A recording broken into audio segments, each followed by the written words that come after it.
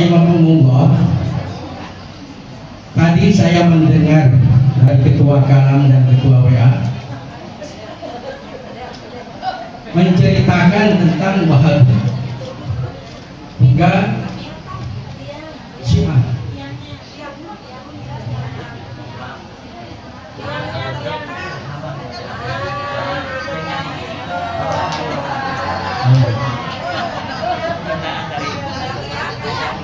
Memang dalam fikih kan kalau bayar mahram itu haram. Antum lihat saya haram nggak? Melotot kamu kan bayar mahram. Tapi karena di dalam fikih ada 7 golongan yang diperbolehkan melihatkan, diantaranya guru ke murid ini. Ya tentunya antum alumni masih tetap yang aku muridkan. Jadi insya Allah muharram kalian melototin muncul terharam di Madinah Fikih. Nah tadi bicara itu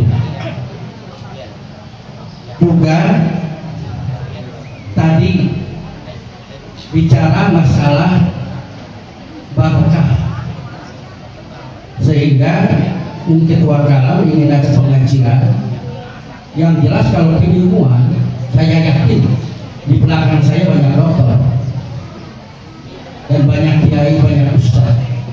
Ngaji itu asal kita baca insya Allah, tapi barokahnya ini yang sulit.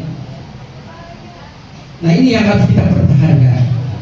Nah dalam kesempatan ini, karena kita ini semua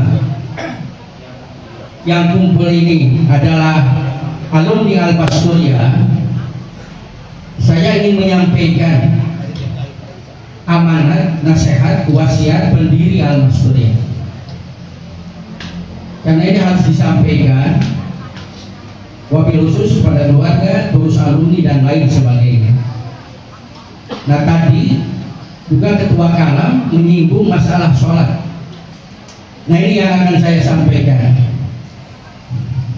Ini saya bawa kitab lain lagi, dia bawa kitab dia lain lagi. Dan waktu itu ada yang bel, yang nelfon, begini bahasanya, Kang, akang betul mau datang ke Ciganjur, mau halal bihalal? Iya, ini siapa? Ini alumni kan? Siapa namanya? Pokoknya alumni kan? Nanti saya malu lagi. Ada apa? Kalau akang ke Ciganjur, tolong kan bahas tahap tawasul, begitu. Memang kenapa?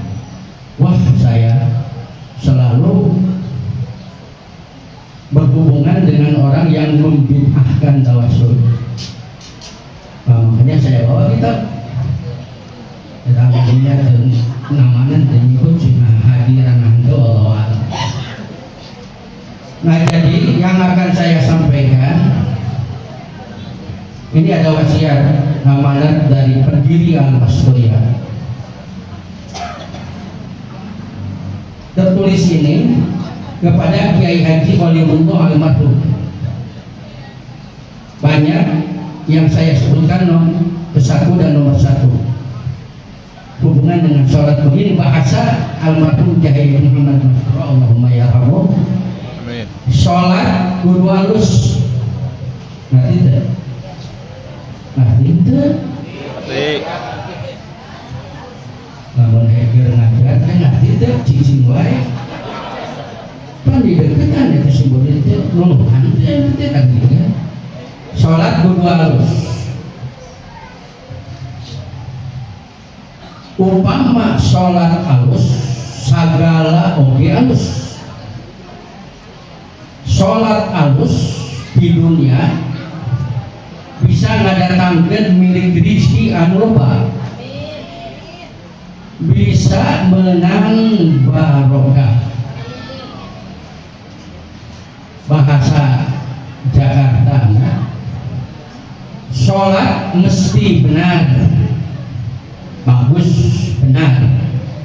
Umpama sholat bagus, benar, segala rupa semua akan bagus.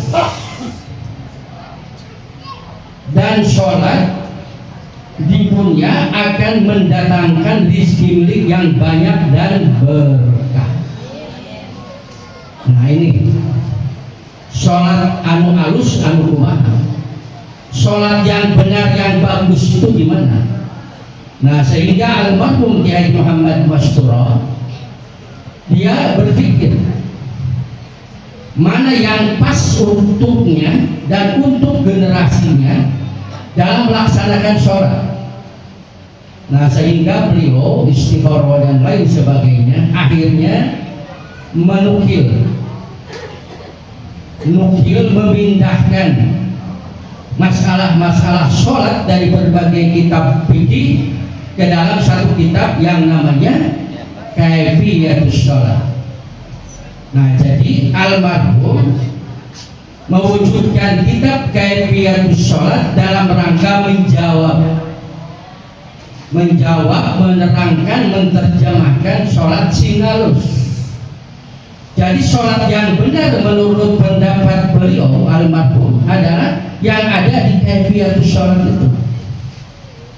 Nah sehingga kepada seluruh alumni ini sholat harus kita jaga, karena kalau sholat bagus ini mempunyai dampak manfaat satu, segala sesuatunya baik, segala sesuatu akan baik. Kedua, mendatangkan rizki milik, jadi bakal benghar. Hayang benghar, mung benghar benar. Kuhutang, benghar dan kuhutang jangan. Makanya tadi Allahumma inna na'udzubika anil fadhihataini al-faqri wal dhahr. Itu doa harus disisipkan. Sebab kalau kita fakir dan kita banyak utang, gimana kita mau melanjutkan perjuangan Nabi Muhammad SAW? Orang muslim kan harus kaya, harus bisa memberi. Jangan begini, lebih baik miskin. Nanti dihisapnya enteng, kata siapa? Yang miskin enteng bisa aja. Yang kaya kalau tasawufnya bagus juga tetap aja dihisapnya enteng. Nah ini sholat. Jadi almarhum ini nukil Kaifiyatus Sholat, sehingga kepada alumni saya mohonkan minimal punya kitab Kaifiyatus Sholat lantas diaji sendiri. Kalau kita sudah membaca, memahami, mengamalkan, insya Allah sholat itu akan benar. Dan mungkin ingat di dalam Kaifiyatus Sholat almarhum menukil yang paling utama dengan istilah qaulal ulama, ya kan? Qaulal ulama rahimahullahu ta'ala man jahilan man shalla jahilan bi kaifiyatil wudu was sholat lam tasihha sholatu fa'il wa illam sadaqa minha. Nah di sini almarhum menyisipkan di dalam nukil kitab Kaifiyatus Sholat itu dengan qaulal ulama, tidak qaul Allah Ta'ala, tidak qaulal Nabi, tapi qaulal ulama. Ini sebuah pertanyaan kepada kita. Padahal dari yang tadi ini qaul Allah Ta'ala, qaulal Nabi, tapi ini qaulal ulama. Nah ini harus dilihat dari segi etika, akhlak. Jadi ulama dulu salafus saleh kalau sudah mendengar qaulal ulama dia akan sam'an wa ta'atan, tidak akan lagi ada pertanyaan. Jadi walhasil kita sebagai alumni Al-Masturiyah yang hampir semua sarjana akademisi sampai doktor dan lain sebagainya, ini harus dipertahankan bahwa kita adalah generasi salafus saleh yang mempertahankan ulama. Jadi kalau qaulal ulama Tapi untuk dalil tentu kita akan membahas lebih lanjut mana hadisnya, mana Al-Qur'annya. Tapi kalau secara etika dan akhlak itu sudah sampai watan. Jangan begini, itu mah ada ulama. Nah ini kalau sudah ada istilah itu akan bahaya. Itu mungkin seperti tadi yang disinyalir bahwa Wahabi dan Syiah itu akan merasuk, itu sana nanti. Sudah tidak mempertahankan lagi yang namanya ulama. Nah ini almarhum mendidik kita, cintailah ulama. Dan kembali kepada sholat. Sholat ini kalau kita tanya, sholat kedudukannya dalam Islam itu apa? Kalau bahasa fikihnya, manzilatus sholat fil Islam itu apa? Manzilah itu kedudukan. Ternyata dalam sebuah kitab, manzilatus sholat fil Islam kamau dirosi fil jasad, seperti kepala dalam tubuh. Kepala sholatnya, tubuh Islamnya. Lamun antum, tubuh antum nggak ada kepalanya gimana?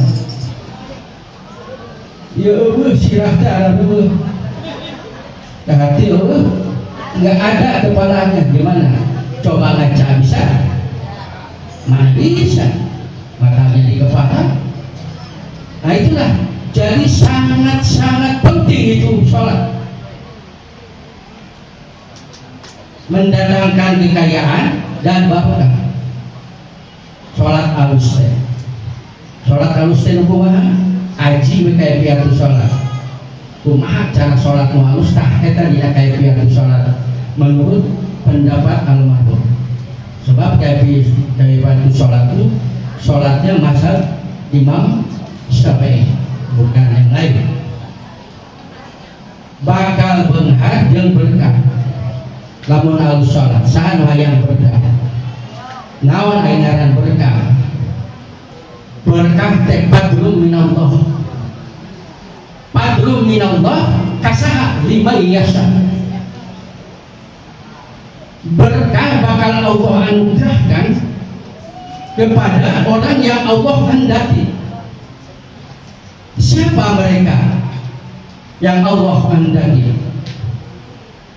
Kalau kita tarik kepada ayat surat Yunus, A'udzubillahi minasyaitonir rajim.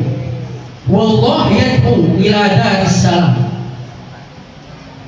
wa yahdi liman yasha min ibadihi ila siratil mustaqim. Allah mengajak kepada kita ila daris salam. Allah yad'u ilal iman wal amal syari al muayyidin ilal jannah. Jadi Allah itu mengajak kepada kita untuk ke Darussalam.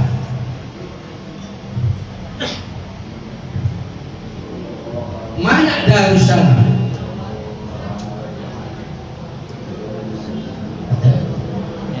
Jahar.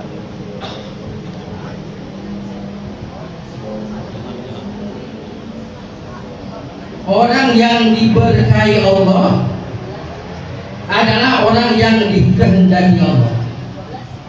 Allah, kita hentikan dulu.